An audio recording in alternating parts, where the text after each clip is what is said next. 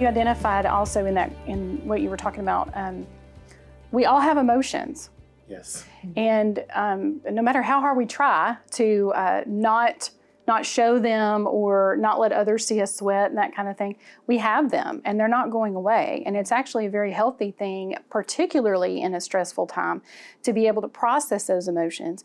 And scientifically speaking, we know that there's research out there that if you don't process your emotions and have the opportunity to express them in a healthy way, they're going to come out in unhealthy ways, which could possibly be physical ailments, medical issues that you weren't thinking of. A lot of people don't know and don't realize that, you might think of stress being related to heart disease, but actually stress, prolonged stress, is also related to diabetes. And then there's the turnaround of that, which is that if you start to experience those medical issues, they in turn can increase your depression. They in turn can increase your anxiety. So it starts a really vicious cycle. It's difficult to get out of.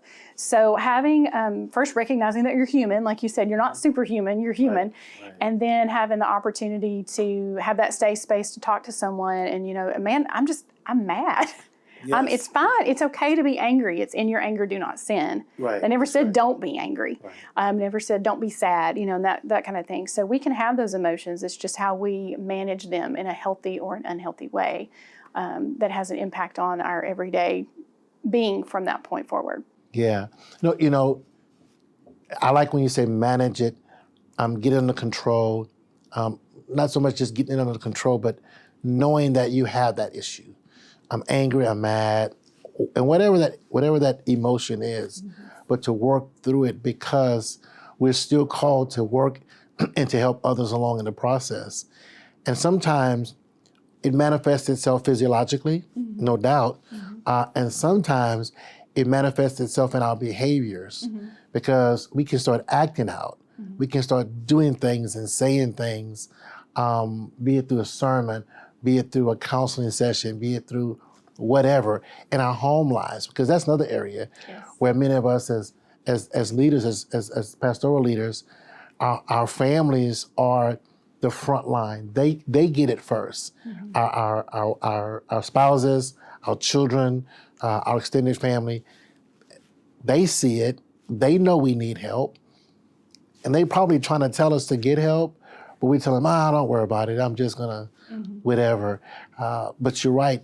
And unless we deal with it, it's a vicious cycle, and it just goes beyond what you can even think of. So that's good. I like that. Yeah. On more than one occasion, I have had someone contact me that said they didn't really think they needed it, but their spouse said they needed to contact me. So we talked through that a little bit to kind of figure out what might be going on and why they suggested that. But I have a friend of mine, a real good friend of mine. My family and I, we went through a lot of tragedies and tragedy in 2021, and it was a dear friend. He just said to me, he said, Ira, he said, man, I'm gonna say this to you in love. He said, you guys probably need some help, need some counseling, professional counseling. I said, yeah. He goes, but you do know that once the family see you get it, they will probably say, well, we need to get it too. And I thought, I don't know about all that.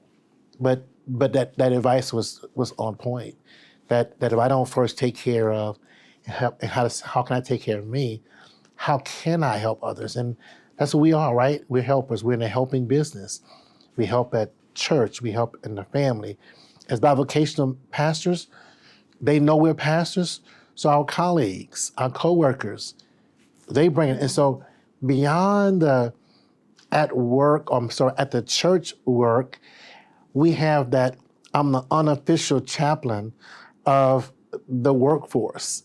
I'm that go-to person, or you're that go-to person. And unless we get that help, we cannot truly help others. It makes what are you saying? Yeah, well, it's kind of like like a bank account, and none of us like to be overdrawn.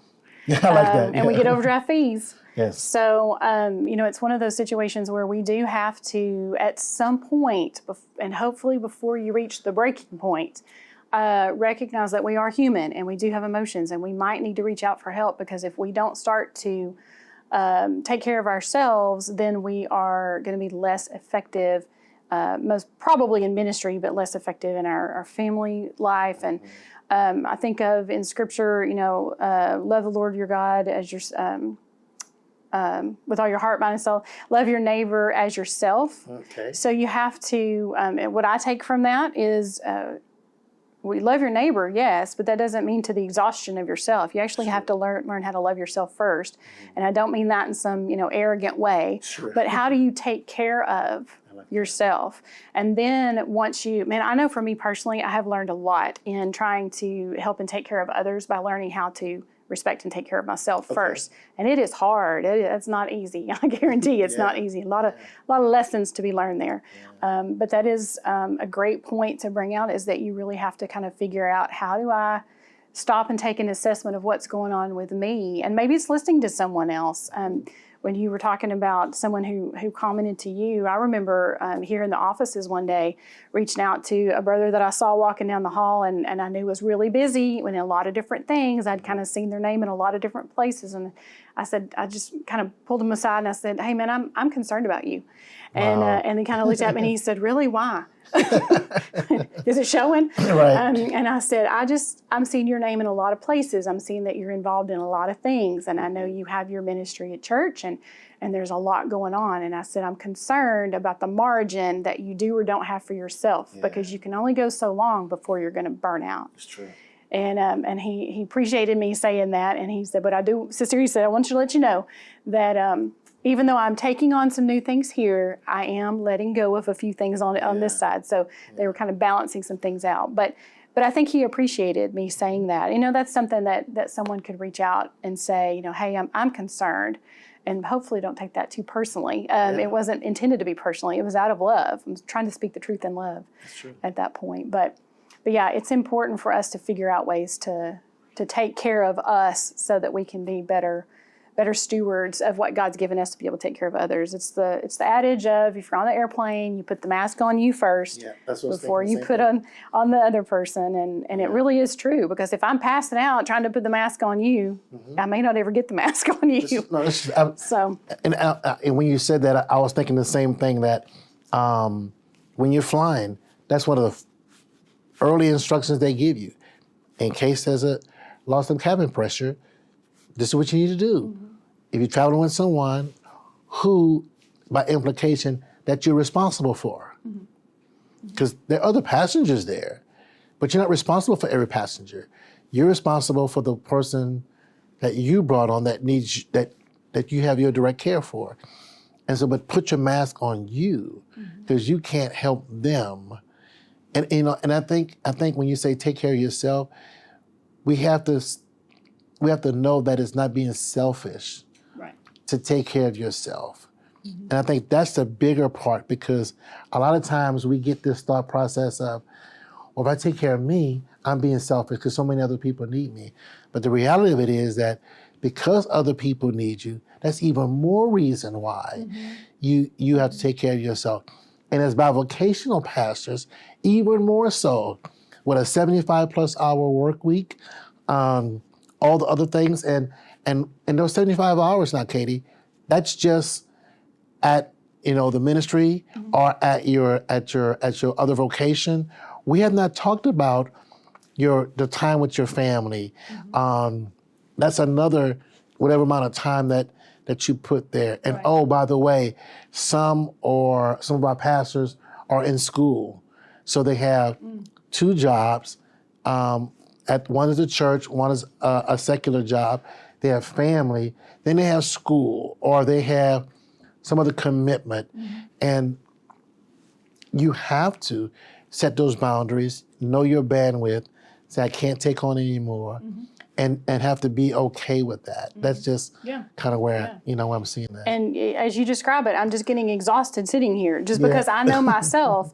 And we're all made differently. Yes. Some people might have the energy for that. I don't. I know I've had to learn over the years about my own self-care, being in counseling, how many clients I can talk to in a day, because there's only so much emotional I don't want to say baggage, that's not the right word, but there's so much emotional energy that I can absorb in a day before I'm done. I'm exhausted, and may not even have the capacity to drive home. So you really have to learn kind of your limits. And of course, there are books and podcasts, and there's a variety of ways to do that.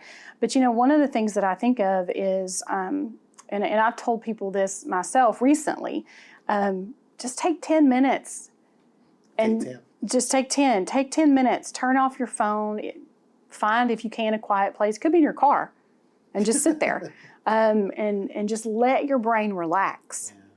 And if you could start doing that on a regular basis, I would say every day would be great. But even if it's every couple of days, you've got to start to find some place for Sabbath rest. And in a world where we are encouraged to go and go and go, and knowing that in ministry life, particularly for bivocational ministers, there's so much.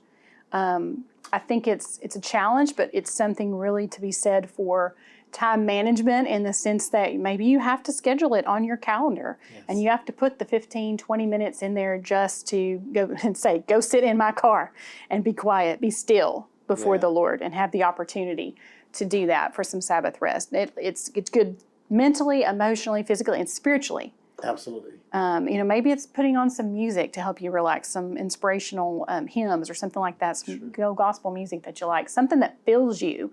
But you need that. It goes back to the bank account analogy. If you're constantly giving withdrawals to everyone, but there's never any deposits coming in, and we know this, and we know this analogy. It's oftentimes just hard for us to set the boundary and do it. So if there's ever been a time to make a plan to do it, now is the time, because otherwise it's potentially a grim outcome.